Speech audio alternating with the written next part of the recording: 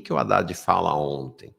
É muito importante isso, porque esta fala do Haddad ontem é o símbolo, né, é a expressão máxima desta questão da disputa do Centrão. Né?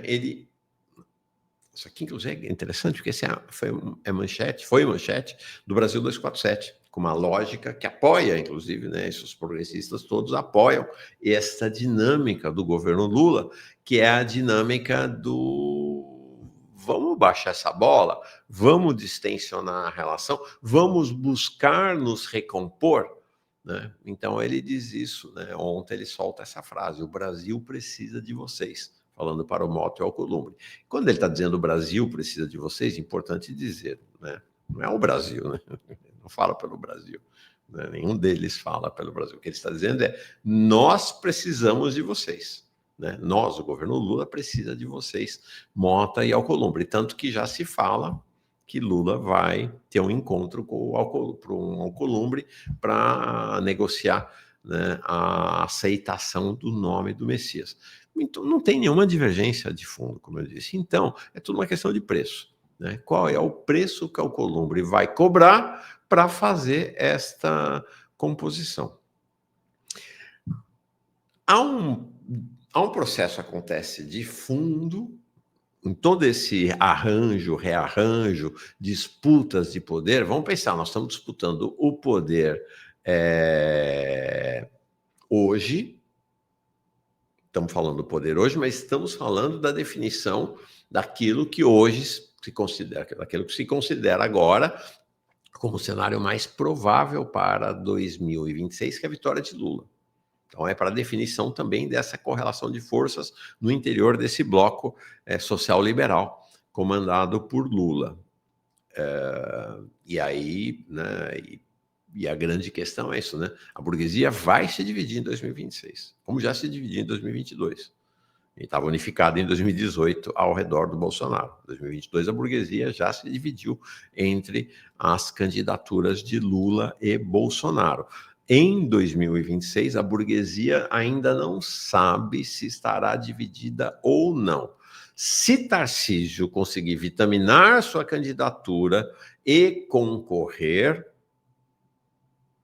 com viabilidade, nós vamos ter uma divisão da burguesia de novo, entre Tarcísio e Lula. Se não, se a coisa não rolar, se a extrema-direita não se unificar, se Tarcísio não conseguir abocanhar uma parte do centrão para si, não mostrar viabilidade eleitoral, aí a burguesia vai se unificar, dessa vez ao redor de Lula, né? Vai praticamente se unificar ao redor de Lula. Então, é esse o quadro da definição do poder do país que está em disputa nesse momento. E o que o Haddad está falando para Mota e Alcolumbre, né, e está dialogando com seus parceiros da Febraban e tudo, é o seguinte, ó, vem com a gente, nós somos muito mais confiáveis, nós vamos prestar o serviço melhor para vocês do que eventualmente o Tarcísio. O Tarcísio ainda representa esta aventura insegura, esta aventura bolsonarista, sem qualquer garantia, com abalos ao país. A gente garante um domínio do país com tranquilidade, né? Sem grandes abalos. Então, este é o cenário que está acontecendo hoje. Chave, olhar para isso, entender. E aí, gente, sem, né? Ai, por quê? Sem uma coisa emocional. É uma análise racional do que está rolando no país nesse momento. Sem, ai, não, você está ofendendo o Lula, porque, não, o governo é neoliberal, hoje está patente isso, né? Não há nenhuma dúvida em relação a isso. É uma questão de análise, não é uma questão de gosto nem de sentimento. Agora, tem um novo ator, que não é tão novo assim, que vem crescendo sua presença no cenário, que é o judiciário, que são as cortes superiores. A gente fala do Supremo, mas não só o Supremo, tá? É o Supremo e o STJ também, tá? E os tribunais superiores nos estados. Então tem este ator que a burguesia tem estabelecido como um interlocutor cada dia mais relevante para o exercício do seu domínio. Vamos entender, esse assunto não é simples, é um assunto complexo. A burguesia está agora querendo limitar limitar o poder político, a dimensão da intervenção política do Supremo no jogo nacional. Então já estão, né, tá querendo lá tentar cortar as asinhas do Alexandre de Moraes. Ok, você cumpriu um bom papel, você tirou esse desvairado aí da cena, alguém que arriscava o nosso domínio, mas para de se meter, deixa que a gente resolve essa questão, a equação do poder político, pelo menos até que apareça um novo momento em que a burguesia convoque o judiciário para arbitrar o poder político, como foi na Lava Jato e como foi agora nesse cenário, né, recente em relação ao golpe. Mas, e aí teve uma presença-chave aqui, que foi a professora Júlia Lenzi, uma das maiores, né, responsáveis pela crítica marxista do direito do Brasil. O Supremo e os tribunais superiores estão tendo um papel crescente na gestão do poder, na operação do país. Não é apenas na gestão, teoricamente, do judiciário, do controle jurisdicional, do controle constitucional. O poder judiciário está sendo cada vez mais convocado pela burguesia para exercitar o poder no país e estabelecer as regras do jogo, não apenas as regras jurídicas, mas as regras, regular o cotidiano, funcionar como uma esfera de governo. Está aí, né? Pejotização. Agora, vamos falar daqui a pouco. Ontem a decisão da revisão para a vida toda. Uma série de decisões. E aí a Júlia Lenzi colocou o dedo na ferida. Eu vou mostrar a fala dela. Né? Dela ontem, foi anteontem, né? Foi realmente excepcional. Por quê? Porque há uma aceleração no processo de acumulação capitalista que tem a ver com esse turbo neoliberalismo, né?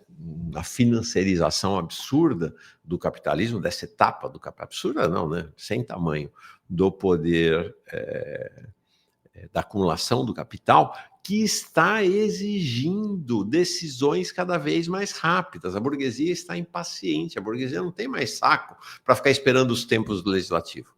Faz um projeto, debate o projeto, apesar de que a Câmara tem buscado, para servir a esses interesses da burguesia, acelerar ao máximo. Você vê o que tem acontecido nas votações na Câmara e no Senado, não tem mais essa coisa de passar por uma comissão, outra comissão, um debate, discute com a sociedade. Não, vai direto do relator para a votação no Senado, atropelando todo o processo. O que isso tem a ver? Isso tem a ver com uma exigência da burguesia de uma aceleração, ou melhor, na medida em que há uma aceleração da acumulação de capital, a burguesia exige uma aceleração nas decisões do Estado, para a desmontagem do Estado ou para o Estado estar a seu serviço. E aí, na medida em que o legislativo não atende a essa exigência, porque é isso, né? A coisa funciona hoje na base do trimestre, não é ano. É o balanço trimestral que importa. Né? É o balanço trimestral do Bradesco, do Itaú, do Nubank, das grandes empresas que interessam. Então, você tem que tomar decisões muito rápidas para ter repercussão no trimestre já. E aí, o que a Júlia traz é isso, nesta aceleração da acumulação de capital, que demanda uma aceleração de decisões, o judiciário está sendo entronizado cada vez mais pela burguesia como um poder de gestão, de arbítrio, de soluções para esta demanda de acumulação de capital cada dia mais acelerada. A fala dela foi muito, muito relevante em relação a isso. Vamos ver. Da celeridade processual, em nome da ideia de isonomia, de tratar casos semelhantes de maneira absolutamente igual, eu condensei um enorme poder nessas cortes superiores, que hoje decidem esses processos, a gente pode chamar de processos estruturais, né? Essa litigância em cascata. A decisão do STF, ela reverbera para todas as instâncias judiciais. E é assim que a gente vai conformando o entendimento sobre os direitos da nossa democracia. Então, o STF hoje tem um papel importantíssimo na dosagem do quanto de direito cada indivíduo, cada cidadão vai desfrutar. E qual é a compreensão que nós temos desse ordenamento jurídico? Isso está desde 2015 e vem avançando. Então, e aí me parece bem importante a gente correlacionar isso com a aceleração da rotação do próprio capital. O capital não tem mais tempo de esperar o tempo político das decisões e dos processos legislativos. Porque esse tempo é um tempo estendido de negociação, de apreciação da lei. A lei que é votada na Câmara, que sofre alteração, tem que voltar para o Senado para ser apreciada novamente. Enfim, agora, a decisão judicial, ela é imediata e de efeito cascata. É muito mais fácil atravessar uma reclamação constitucional que vai ser decidida monocraticamente no STF antes de ser apreciada por turma ou pelo plenário e conseguir fazer valer um determinado entendimento a respeito de uma lei, de um direito, enfim, dos limites da democracia. Então, não é o STF ganha esse poder, a gente não está nem mais falando de judicialização de políticas públicas. A gente está falando do STF como, na minha opinião, o ator central na delimitação de qual é a democracia que se vive hoje no Brasil. Forte, né? Acho que é uma análise muito... Eu fiquei muito impactado com essa análise da Júlia Lenz, e aí, enfim, a partir disso, e de uma reflexão do Milton Temer também, comecei a pensar que estas são as questões cruciais para o país hoje, né? Em que medida esta disputa de poderes que se apresenta para nós, assim como a briga do Lula com o Alcolumbre, o Mota com o Lindbergh e tal, em que medida estas coisas que se nos apresentam, né, à frente dos olhos, em que medida elas têm a ver com uma disputa que acontece nas entranhas do poder de Estado brasileiro. É isso aí. Valeu, gente. Vamos em frente para o nosso giro de notícias de hoje, né? Começando com essa notícia, né? Ontem foi sancionado a isenção do imposto de renda até R$5 mil. Mas acabou que a sanção em si mesma da lei, lá no Planalto, acabou secundarizada no noticiário por conta da ausência do Mota e do Alcolumbre, como um protesto deles, né? Como um protesto deles. Então, essa foi bem marcante esta ausência, demonstrando que há um estremecimento das relações. E aí o Haddad entrou em campo para dizer, não, gente, calma lá, vamos nos acertar aqui.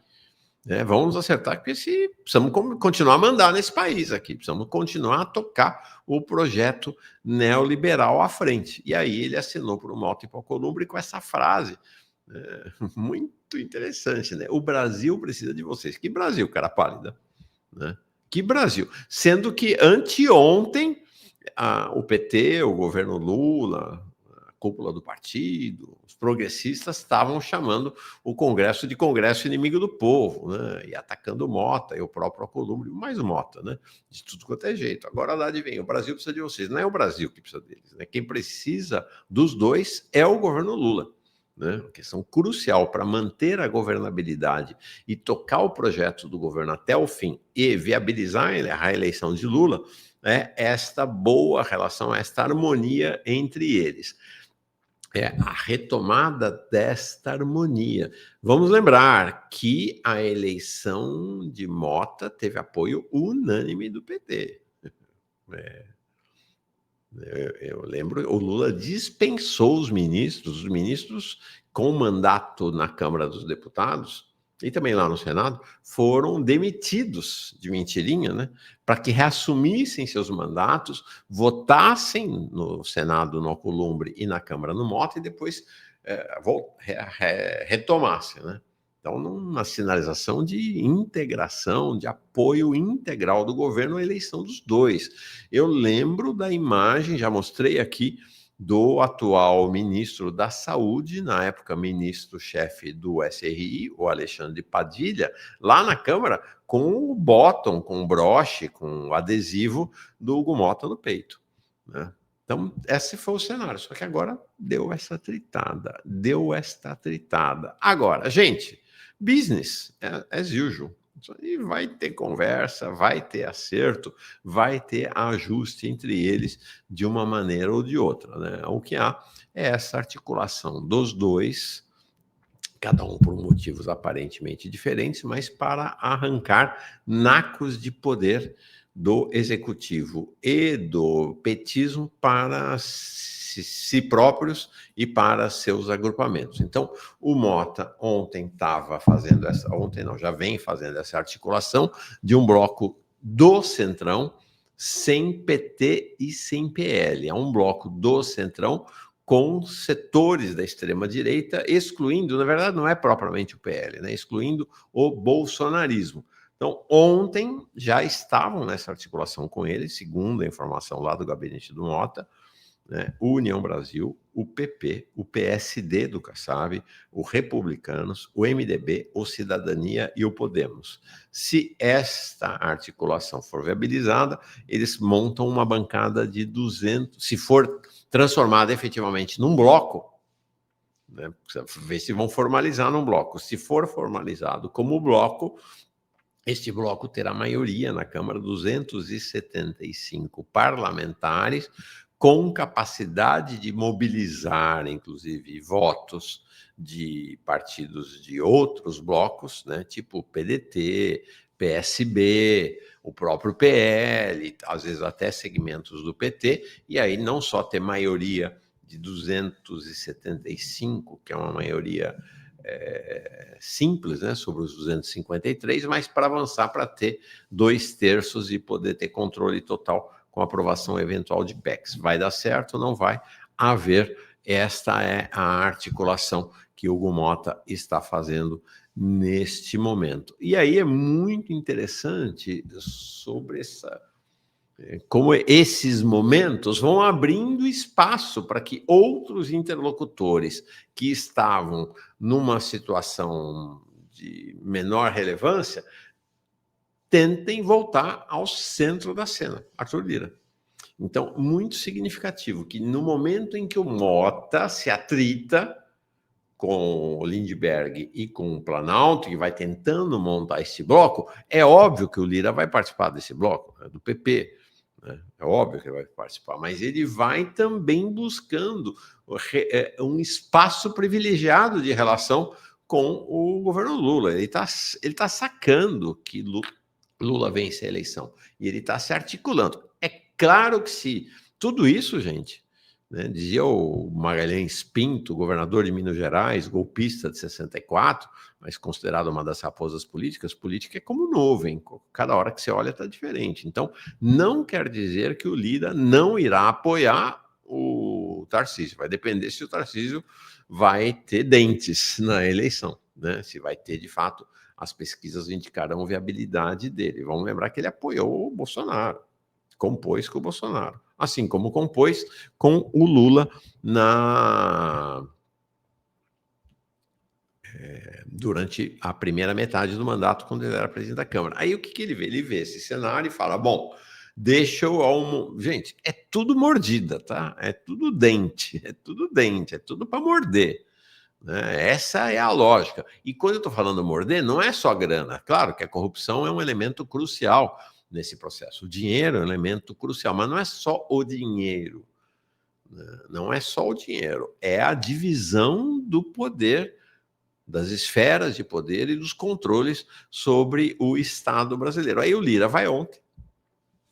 Ele foi a grande figura do Centrão ontem, lá na sanção da lei do imposto de renda. É importante, né? Ele foi o relator do projeto. Olha que curioso, né? Lula, em comum acordo com Motta, colocaram o Arthur Lira para ser o relator do projeto. E aí fez uma declaração de amor ao Lula. Vamos ver? Mas o tamanho, Moisés, aí, ó, do PLR, mas o tamanho, Moisés, do problema e do impacto, a gente teria que trabalhar, presidente Lula, num outro momento, com mais calma, talvez até no próximo mandato, que Vossa Excelência possa concorrer. O Senado... Aí tá lá, próximo mandato. Ele está falando do PLR, já explico daqui a pouquinho, que é essa participação nos lucros e resultados das empresas, que foi tema que o Lula levou ontem ao palco lá. Então, aí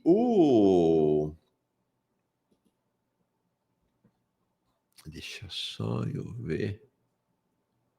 Ok, estou tentando uma rearticulação aqui em tempo real, do nosso time de convidados, porque, como eu disse, o Aleixo não poderá vir.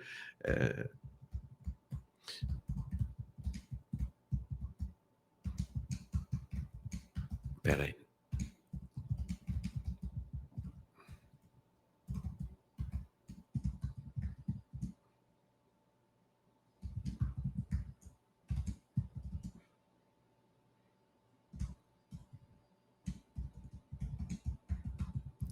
E estou vendo se a Luciana Gatti vem um pouquinho mais cedo. Vamos ver se ela consegue vir. Bom, então, aí o que acontece? Neste cenário, no campo progressista, no campo da relação do progressismo, né, desse social-liberalismo com a burguesia, com a direita tradicional, com o centrão, você tem a extrema-direita num momento, no pior momento da extrema-direita, desde o seu surgimento na cena política, no processo que levou à derrubada de Dilma, né?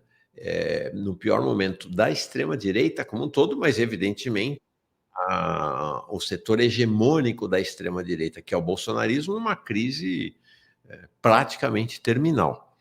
Praticamente terminal, porque o Jair Bolsonaro não pode mais participar da vida política, o Eduardo Bolsonaro vai ficar fora da vida política também por um bom par de anos, e aí eles não têm liderança mais expressiva. A Michelle, que poderia ser, foi boicotada dentro do próprio clã Bolsonaro, e o Flávio Bolsonaro não tem estatura, não tem, né, ele é considerado meio que café com leite no cenário. Então, aí é o seguinte: quem é que pega esse bastão da extrema-direita? Essa é a questão hoje. E o Tarcísio não perdeu tempo. Ontem, no day after, no dia seguinte, ele já se apresentou dizendo: quem pega o bastão sou eu serei o líder da nova extrema-direita. Então, ele foi num evento, o BS é um banco suíço, bem importante, bem cheio da grana, manda pra cacete no Brasil, apesar de ser, não é que nem essa turma do Itaú, Bradesco, BTG, que aparece. Não, eles não aparecem, é subterrâneo, é bem subterrâneo. Então, ontem ele teve num evento do BS dizendo isso, ó: a direita vai se organizar, fiquem tranquilos, né? Quando ele estava falando direita, vamos sempre entender, né? A extrema-direita.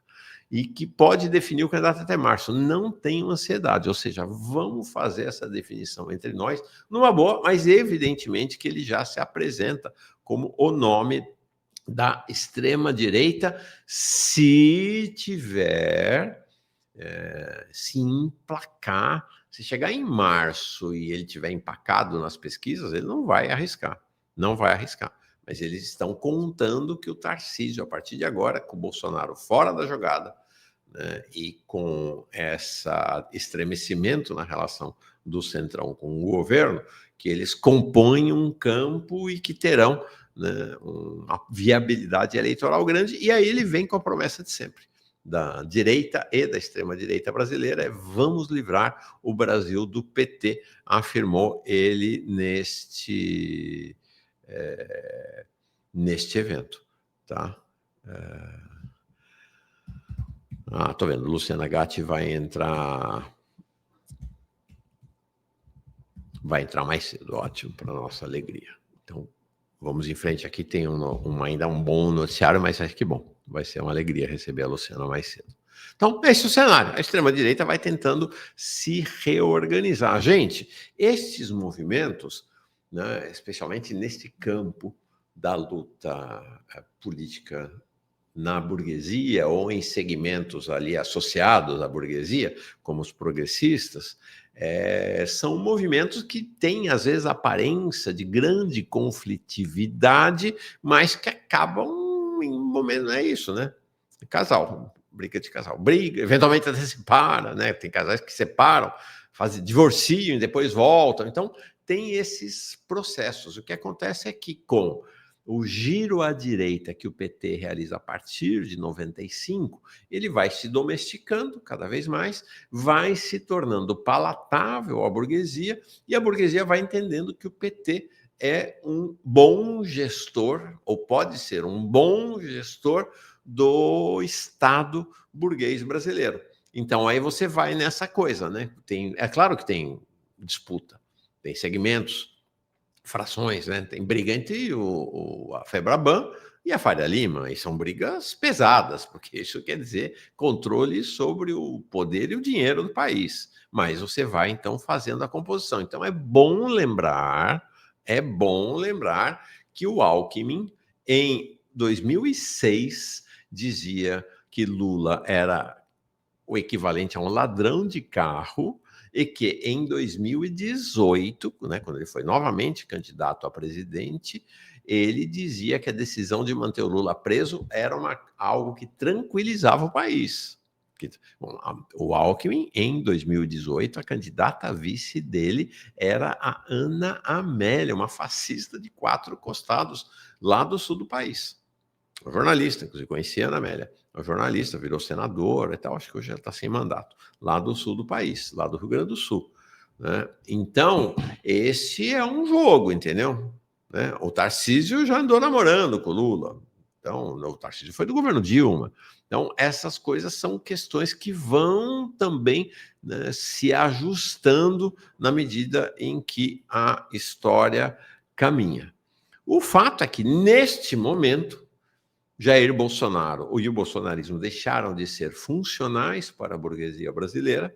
E aí está aqui o artigo de ontem do Hélio Gaspari. Hélio Gaspari é um jornalista de grande renome, um interlocutor da burguesia brasileira, um interlocutor de setores militares. Ele foi o grande interlocutor do Golbery e do Geisel em oposição à chamada linha dura dos militares durante a ditadura militar. Escreveu uma trilogia sobre a ditadura militar, foi editor-chefe da Veja na época do auge da Veja, um nome, né, hoje não tem tanta relevância assim, mas respeitado neste jornalismo liberal. E aqui está aqui, né, a direita dispensa Bolsonaro. O ex-presidente virou um encosto, né, virou um estorvo para a extrema-direita e a burguesia brasileira. Essa abertura do artigo dele achei bem interessante. A direita não precisa mais de Bolsonaro.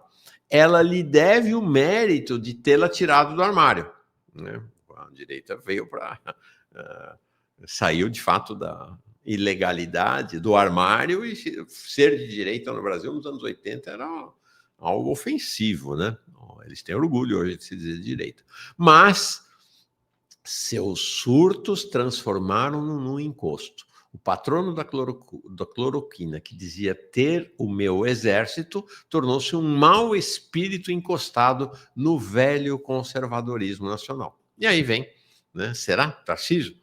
Para ser este nome. E é um momento, de fato, de isolamento completo do bolsonarismo, a ponto de ontem o Eduardo Bolsonaro, numa entrevista ao Poder 360, ter dito que a opção em 2026 é escolher entre os menos piores. Escolheremos entre os menos piores. É a isso que ficou reduzido o bolsonarismo no país. Então, neste momento, olhando para 2026, vendo Lula, que ele é um grande favorecido por essa draga do bolsonarismo e essa crise na extrema-direita, ele avança para tentar assegurar a sua eleição com uma estratégia tradicional do petismo, do PT, que é o quê? Governar um governo neoliberal, cada dia, inclusive, mais radicalmente neoliberal, social-liberal, né, com caráter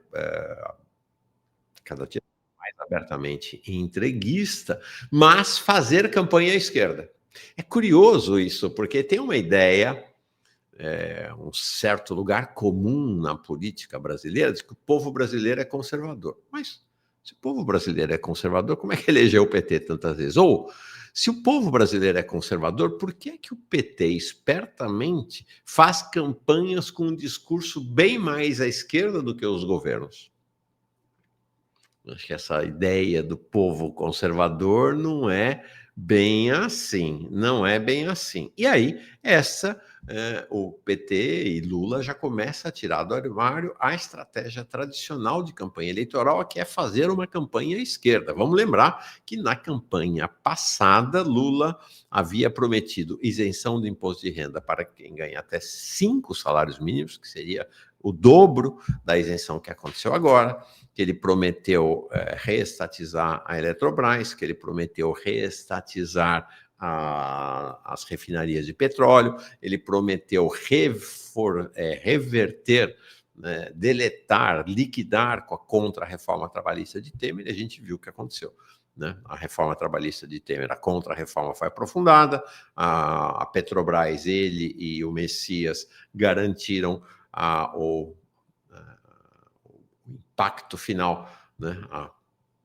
O prego final, a batida final no prego da privatização da Eletrobras, né? As refinarias continuam privatizadas, a energia elétrica totalmente privatizada no país, com a entrega novamente das concessões das distribuidoras para os grupos internacionais, mas aí é isso, né? Ele vem fazer esse discurso à esquerda, né? O governo Lula, que sempre foi contra o fim da escala 6x1, vamos lembrar que o ministro do Trabalho, ex-presidente da CUT, ex-presidente do Sindicato dos Metalúrgicos, parceiro do Lula décadas, né, no movimento sindical, o Luiz Marinho, quando a bandeira do fim da escala 6x1 de fato se tornou realidade, disse que não, que o governo não tinha nada a ver com isso, que isso era um problema para os trabalhadores discutirem caso a caso com os empresários. Mais ou menos o que o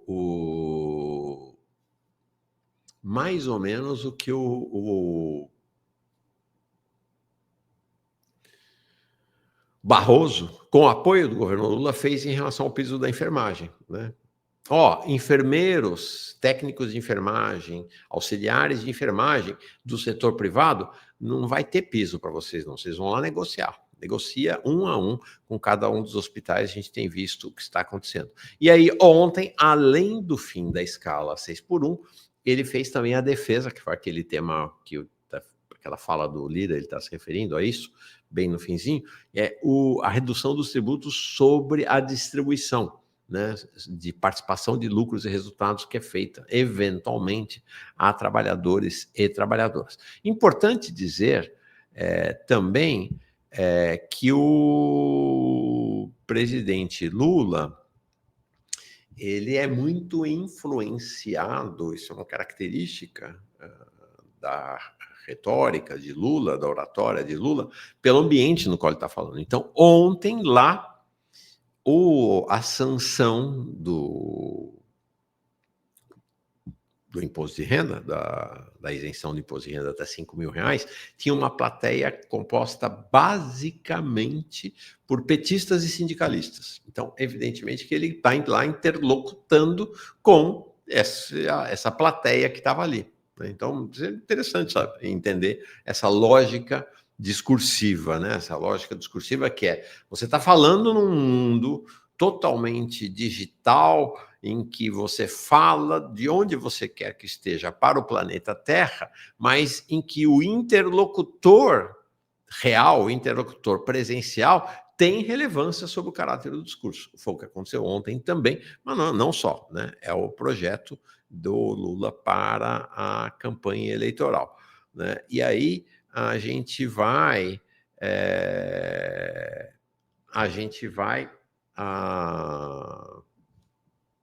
deixa eu ver.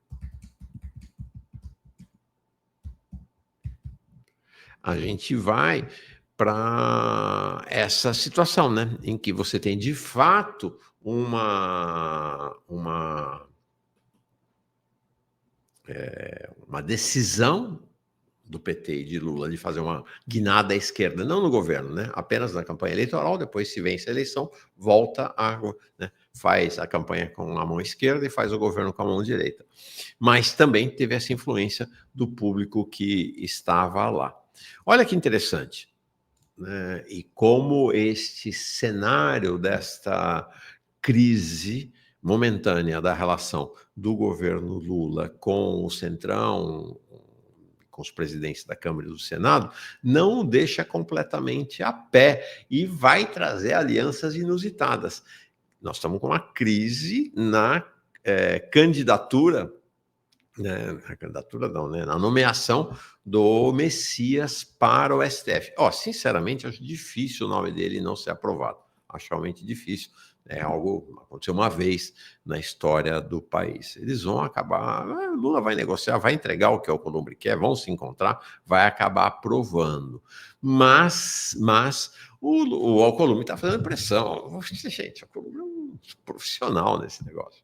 É um profissional, ele sabe que quanto maior for a pressão, quanto mais ele intimidar, quanto mais ele ameaçar, melhor vai ser o preço da negociação. Então, o governo tentou adiar a sabatina, está tentando ainda, né? Adiar a sabatina do Messias, que o Alcolumbre marcou para o dia 10 de dezembro, praticamente tirando o tempo para ele poder fazer a campanha corpo a corpo com os 81 senadores, tá?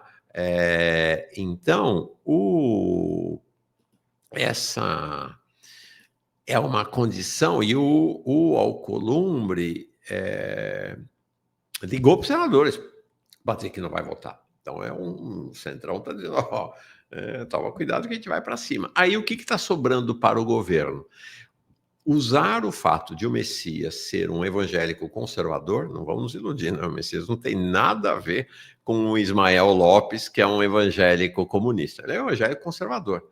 Para compor com a extrema-direita evangélica o apoio ao nome do Messias. E está dando certo, né? Então, os 2 ministros do STF indicados pelo Bolsonaro, tá? O André Mendonça, ou o Cássio Nunes à esquerda, né? E na foto, e o André Mendonça à direita, estão telefonando para os senadores para defender o Messias. Olha que situação inusitada, né? Coisas, artes e espetáculos da vida política, da cena política.